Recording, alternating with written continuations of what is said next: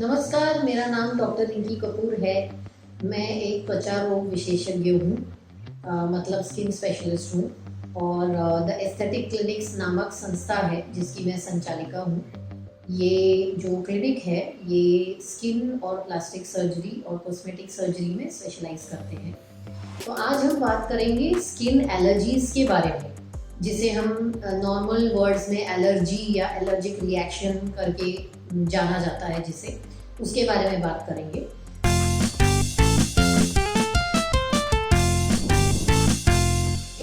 Allergy जो है वो बहुत कॉमन है और हम में से हर कोई कभी ना कभी अपने जीवन में किसी एलर्जी या एलर्जिक रिएक्शन का शिकार जरूर हुआ होगा। एलर्जी के कुछ कारण होते हैं, जिसमें प्रमुख कारण होते हैं या तो कोई दवाई जो आपने लगाई या आपने खाई, या फिर कोई खाने का पदार्थ जो आपने खाया हो, या फिर एनवायरमेंटल मतलब जो पर्यावरण में जो चीज़ें हैं, जैसे प्लांट्स हो गए, फ्लावर्स हो गए, और एनिमल्स की जो डैंडर होती है जो स्किन से जो उनके फर और फ्लेक्स निकलते हैं वो, या फिर डस्ट हो सकता है, पोल्यूशन हो सकता है।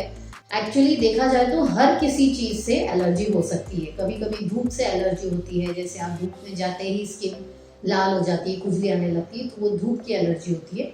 तो प्रैक्टिकली हर किसी चीज़ से एलर्जी किसी इंसान को हो सकती है। उसी तरह जब हम नकली ज्वेलरी पहनते हैं, जो जेवर होते हैं वो अगर सोने चांदी के ना हो कि किसी और के हो, उससे हो सकती है, रबर से हो सकती है, प्लास्टिक से हो सकती है, कोई भी चीज़ से एलर्जी हो सकती है। अब एलर्जी हमें कैसे पता चलता है? जनरली हर किसी को पता चलता है कि इस चीज़ से मुझे कुछ चीज़ से एलर्जी हो रही है। जैसे आपने कुछ खाया, आधे एक घंटे के अंदर आपको शरीर में खुजली शुरू हो गई, लाल धब्बे आने लग गए, या फिर सांस लेने में तकलीफ हो रही है, या पेट बिल्कुल खराब हो गया है और बार बार आपको मोशंस हो रही है, तो ये कुछ सिम्टम है एलर्जी का। फिर कभी किसी को सांस लेने में तकलीफ हो सकती है, खांसी आ सकती है, और सांस लेते टाइम आवाज़ें आ सकती है चेस्ट में से, जैसे अस्थमा में होता है, इस तरह की आवाज़ें आ सकती है। तो दिस इज रेस्पिरेटरी एलर्जी, मतलब वो लंग्स में जो है वो एलर्जी हो गई है।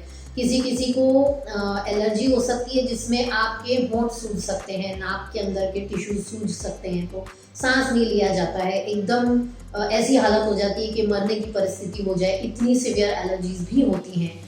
तो अलग अलग तरह के सिम्टम्स हो सकते हैं एक एलर्जिक रिएक्शन के। या तो सिर्फ स्किन में हो सकते हैं सिम्टम्स, या फिर आपके फेफड़ों में सिम्टम्स हो सकते हैं, सांस लेने में तकलीफ हो सकती है, यहाँ तक कि कार्डियक अरेस्ट जो बोलते हैं, हार्ट अरेस्ट, वो भी हो सकता है एलर्जीज की वजह से। तो अब इसके सिम्टम्स क्या हैं? अगर चमड़ी में एलर्जी होती है तो उससे खुजली आना, लाल निशान पड़ना, रैशेज आना और इरिटेशन होना, ये कुछ सिम्टम्स हैं एलर्जी के। अगर रेस्पिरेटरी एलर्जी है तो आपको सांस लेने में तकलीफ हो सकती है, और आप जो है अच्छे से खुल के सांस नहीं ले पाते हैं, धड़कन तेज हो सकती है, और ये सब चीज़ें हो सकती हैं। होंठ सूज सकते हैं, नाक फूल सकती है, ये सब चीज़ें हो सकती है। ये कुछ सिम्टम्स हैं एलर्जी के। अगर आपको गैस्ट्रोइंटेस्टिनल एलर्जी है, मतलब पेट की एलर्जी है, तो कोई पदार्थ जो एलर्जिक है वो खाने से आपको लूज मोशंस, वॉमिटिंग, उल्टियाँ, पेट दर्द शुरू हो सकता है। तो ये एलर्जी के कुछ सिम्टम्स हैं। अब इसका निवारण कैसे किया जाए? तो कोई भी चीज़ की एलर्जी अगर हमें पता चल जाए कि क्या रीज़न से ये हो रहा है, किस कारण से हो रहा है, जैसे आपको मान लीजिए पता चल गया कि ये फूल से मुझे एलर्जी होती है, या मुझे ये खाने से एलर्जी होती है, या मुझे ये धूप में जाने से एलर्जी होती है, तो उस चीज़ का अगर आप उस चीज़ को अवॉइड करें तो फिर ये एलर्जी के सिम्टम्स सबसाइड हो सकते हैं। और अगर आपको नहीं पता चलता कि किस कारणवश आपको एलर्जी हो रही है, तो फिर आपको अपने त्वचा रोग विशेषज्ञ से या एलर्जी के विशेषज्ञ से मिलकर उनकी सलाह लेकर और उस हिसाब से आगे बढ़ना चाहिए। तो ये विशेषज्ञ जनरली आपके लिए कुछ ब्लड टेस्ट एडवाइस कर सकते हैं, जिसमें एलर्जी लेवल्स, जिसे IgE लेवल्स कहा जाता है, वो नापी जाती है, इओसिनोफिल लेवल्स नापी जाती है, जिससे पता चलता है कि एलर्जी की मात्रा क्या है। और फिर स्पेसिफिक टेस्ट किए जाते हैं जिसमें अलग अलग तरह के एलर्जेंस हम स्किन पर लगाते हैं या ब्लड टेस्ट करते हैं, तो उससे पता चलता है कि किस पर्टिकुलर पदार्थ से आपको एलर्जिक रिएक्शन हो रहा है। और नॉर्मल जो एलर्जी होती है उसे कंट्रोल करने के लिए एंटी अलर्जिक्स दिए जाते हैं। एंटी अलर्जिक्स मतलब जो खुजली और रिएक्शन को कम करने की दवाइयाँ होती है उसे एंटी अलर्जिक कहा जाता है, वह दिया जाता है। किसी सिवियर केसेस में स्टेरॉइड के इंजेक्शन देने पड़ते हैं अगर बहुत सिवियर रिएक्शन जिसे एनाफिलैक्सिस कहा जाता है वो हो जाता है।